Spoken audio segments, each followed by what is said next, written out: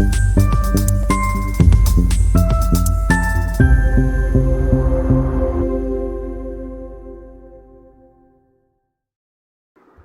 ग्रह अपना गोचर करेंगे 6 मई 2025 से 23 मई 2025 तक मेष राशि के अंदर।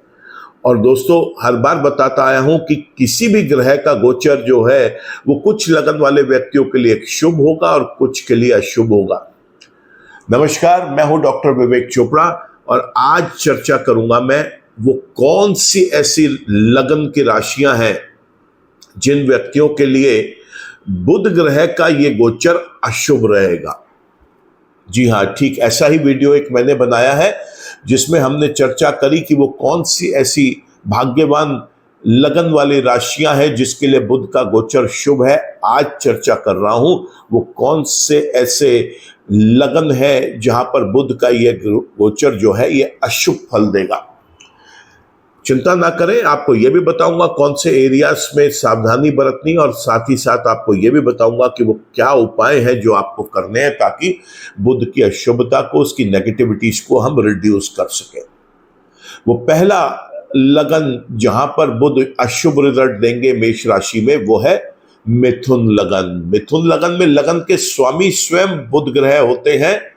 कुंडली के 11वें भाव में मेष राशि में गोचर करेंगे। बहुत सारे ज्योतिषाचार्य आपको ये कहते दिखाई देंगे लगन का मालिक 11वें भाव में चला गया, बेहद शुभ रिजल्ट देगा। दोस्तों, बिल्कुल भी भ्रम में ना पड़े, बल्कि वो कहते हैं ना कि हाथ कंगन को आरसी क्या, पढ़े लिखे को फारसी क्या।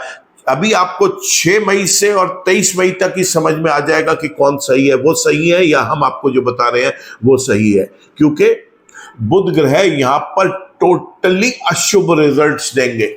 पहले और चौथे भाव के स्वामी 11वें भाव में बैठकर 5वें घर को देखेंगे, तो पहले, चौथे, 11वें और 5वें के तो खराब रिजल्ट्स देंगे ही देंगे। लाभ घटा देंगे, बड़े भाई बहनों के साथ संबंध विच्छेद हो सकते हैं। ऐसे में यह भी देखा गया है कि संतान के सुख में कुछ कमी आएगी। अगर ये व्यक्ति अभी पढ़ रहा है तो उसका पढ़ाई में फोकस बिगाड़ सकते हैं, पढ़ाई में कोई अड़चनें आ सकती हैं, रुकावटें आ सकती हैं, लव रिलेशनशिप्स में कोई इश्यूज आ सकते हैं, कोई भी इनिशिएटिव या कोई डिसीजन लेने की सोच रहा है वो खराब चला जाएगा। स्वास्थ्य की दृष्टि से कुछ चीजें प्रॉब्लम्स क्रिएट कर सकती हैं, मान सम्मान का कोई हानि हो सकती है। ऐसे में जो ये व्यक्ति करने की सोच रहा था उसके अंदर अननेसेसरली अड़चनें आ सकती हैं। ये व्यक्ति अपने एक एक्टिव जोन से निकलकर एक लेथार्जिक जोन, आलस वाले जोन में जा सकता है। जीवन में सुख की कमी आ सकती है, मां के साथ संबंध में कोई परेशानी आ सकती है, या मां के स्वास्थ्य को लेकर चिंताएं बन सकती हैं। चल अचल संपत्ति से रिलेटेड अगर कोई प्रॉब्लम चल रही थी उसमें वृद्धि हो सकती है। समाज के प्रतिष्ठित लोगों के साथ अगर उठना बैठना है उसमें कुछ अनबन की सिचुएशंस बन सकती हैं। और कुल मिलाकर ये देखें तो जीवन में सुख और आनंद जो है वो कम हो सकता है। वो दूसरा लगन जहां पर बुध अशुभ रिजल्ट देंगे वो है कर्क लगन।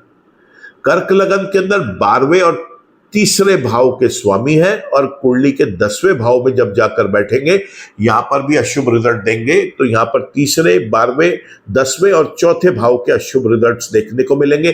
पराक्रम में हानि होगी, छोटे भाई बहनों के साथ संबंधों में कुछ कटुता आएगी। यहां पर देखा गया है अगर कोई छोटी यात्राएं इस पीरियड में व्यक्ति कर रहा है उसके अंदर नुकसान देखना पड़ सकता है, या यूं कहिए कि उसमें सफल नहीं होगा। लॉसेस बढ़ा सकते हैं, अनवांटेड एक्सपेंसेस बढ़ा सकते हैं। कोई ये व्यक्ति का लंबा हॉस्पिटलाइजेशन या दवाइयों के ऊपर कोई खर्चा करवा सकते हैं।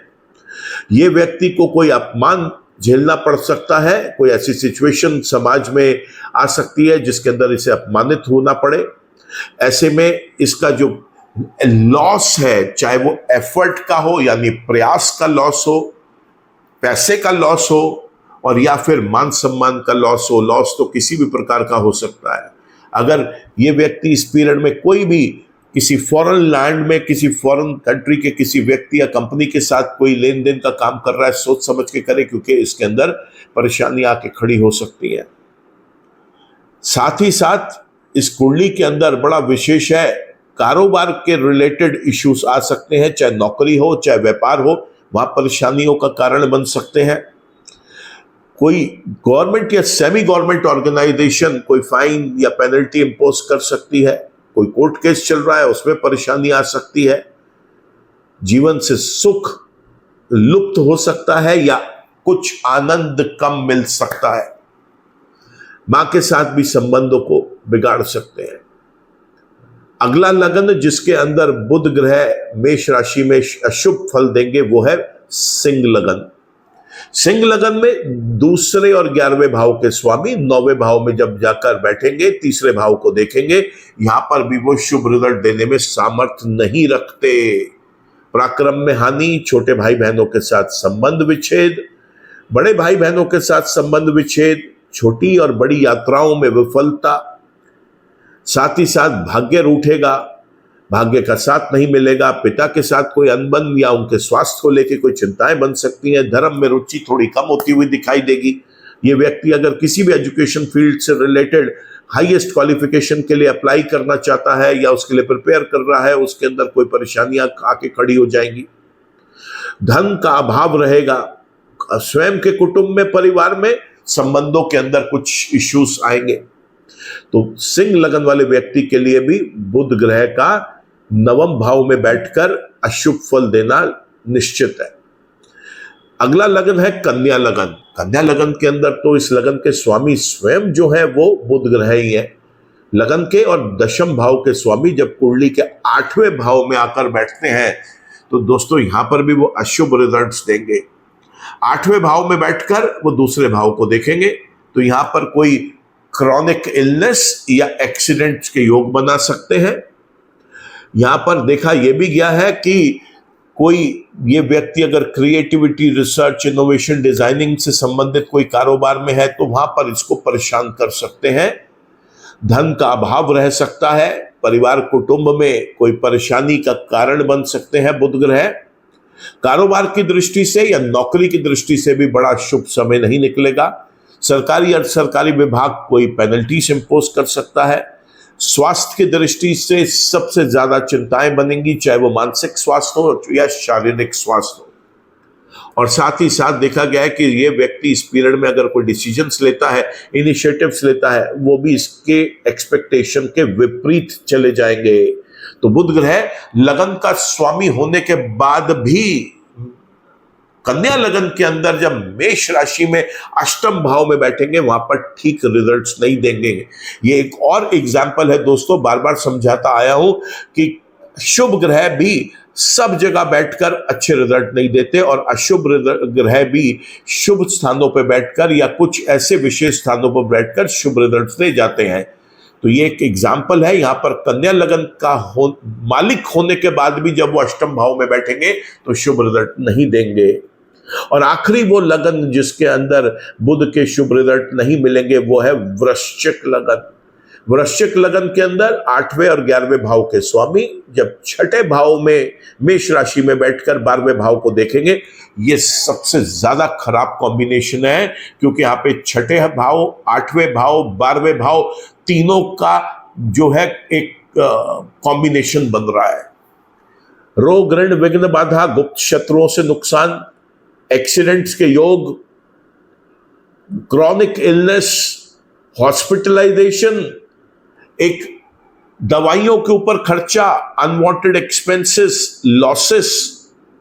ऐसे में देखा गया है कि अगर ये व्यक्ति कहीं पर फॉरेन लैंड से रिलेटेड कोई काम कर रहा है, वहां पर किसी बाहर के मुल्क के किसी व्यक्ति के साथ मिलकर कोई काम कर रहा है, उसके अंदर भी मुंह की खानी पड़ेगी, वहां पर भी परेशानियों का कारण बनेगा, उसके अंदर पैसा भी फंस सकता है।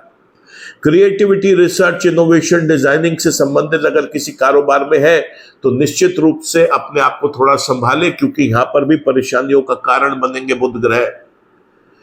अपमान का सामना करना पड़ सकता है, जेल योग की संभावनाएं बना सकते हैं।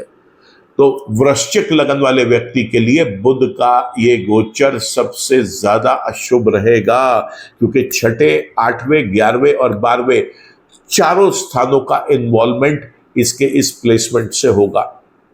तो इस तरीके से हमने देखा कि मिथुन लगन, कर्क लगन, सिंह लगन, कन्या लगन और वृश्चिक लगन वाले वो लोग हैं जिनके लिए ये गोचर बुध ग्रह का अशुभ रहेगा। अब प्रश्न ये उठता है कि बुध ग्रह का अगर गोचर अशुभ है तो ये रिजल्ट्स किस तरीके से देगा। देखिए, अगर बुध ग्रह जन्म के तो शुभ है लेकिन गोचर में अशुभ हो गए तो बहुत ज्यादा परेशानी की बात नहीं है, क्योंकि केवल और केवल आपको कुछ परेशानियां दे सकते हैं, या यूं कहिए कि जो अपनी शुभता है वो पूरी तरीके से नहीं दिखा पाएंगे। लेकिन अगर जन्म के भी वो अशुभ है और गोचर में भी अशुभ हो गए फिर तो बहुत ज्यादा परेशान का कारण बनेंगे। ऐसे में बुध के मंत्र जप करें, दुर्गा मां की पूजा उपासना करें, गाय को हरा चारा खिलाएं, धार्मिक स्थल पर हरे साबुत मूंग दान करें, हरा कपड़ा गरीबों में दान कर सकते हैं, हरी चूड़ियां छोटी बच्चियों को दान कर सकते हैं। बुधवार के दिन कन्या पूजन जरूर करिए, ऐसा करना शुभ रहेगा। दुर्गा सप्तशती का पाठ करें, दुर्गा जी की पूजा अर्चना करें, दुर्गा जी के चरणों में और देवी देवताओं के चरणों में हरी पत्तेदार सब्जियां आप जाकर वहां पर अर्पित करें, बेहद शुभ रहेगा। ऐसे में चाहिए कि रात के समय थोड़े से हरे साबुत मूंग को भिगो के, ताकि सुबह तक वो नरम हो जाए, वो पक्षियों को खाने के लिए डालें, बहुत शुभ रहेगा। ये छोटे छोटे कार्य करके आप बुध ग्रह की उस समय की अशुभता में कुछ कमी लेके आ सकते हैं। फिर भी आपको ये सजेस्ट करूंगा कि अपनी कुंडली का एक अच्छा विश्लेषण करवाएं, क्योंकि एक इंपॉर्टेंट प्लैनेट है इन लग्नों के अंदर, और जब वो अशुभ रिजल्ट दे रहा है तो जाहिर सी बात है परेशानी तो कभी एक ही दिन में इतना परेशान कर सकती है कि व्यक्ति जो है उसके बाद कई महीनों तक उस प्रॉब्लम से बाहर ही नहीं आ पाता। इसलिए रोकथाम बहुत जरूरी है।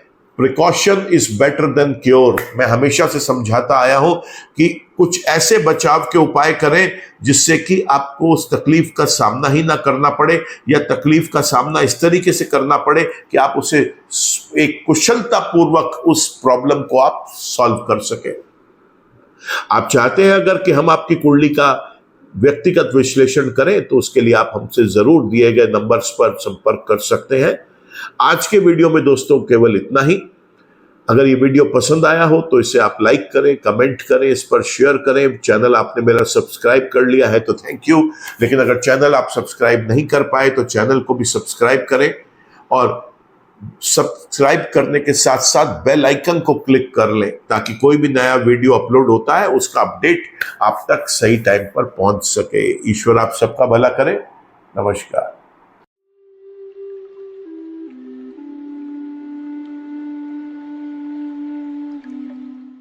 जीवन की सभी प्रकार की व्यक्तिगत, पारिवारिक और व्यावसायिक समस्याओं के समाधान के लिए तुरंत संपर्क करें। डॉक्टर विवेक चोपड़ा, PhD, गोल्ड मेडलिस्ट, विश्व विख्यात ज्योतिषाचार्य एवं वास्तु एक्सपर्ट।